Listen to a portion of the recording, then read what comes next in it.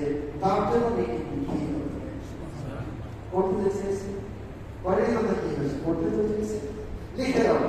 তারপরে আর যদি আমার বাবা আমলটা করেই ফেলে তাহলে নেকি লিখতে থাকবে, 10 গুণ বাড়িয়ে দেবে। এইভাবে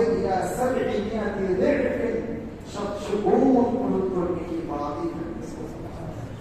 তাহলে আমাদের এটা একটা গুরুত্বপূর্ণ কাজ হতে পারে যে আগামী যে প্রথম দশক যেভাবে এখানে আমি কি করবো, কতটুকু দান করবো, কতটুকু নফল সালাত আদায় করবো, কতটুকু সিয়াম আদায় করবো, তা কিন্তু আমরা এখনই করতে পারি, এখন নিয়ত করতে পারি। নিয়ত করলেই আমরা নেকি করতে পারি। আর না পারি, যদি সত্যি সত্যি নিয়ম থাকে তাহলে সমান পরিস্থিতি আমাদের আরেকটা কাজ করতে হবে, সেটা হচ্ছে আমাদের পাপ থেকে দূরে থাকার চেষ্টা করতে হবে। যত পাপ আছে আমরা চেষ্টা করবো, বিশেষ করে এই দিন উপলক্ষে আমরা পাপগুলো থেকে নিজেকে গুটিয়ে রাখার চেষ্টা করবো, যাতে করে নিষ্পাপ হয়ে, পাপ মুক্ত হয়ে আমরা এই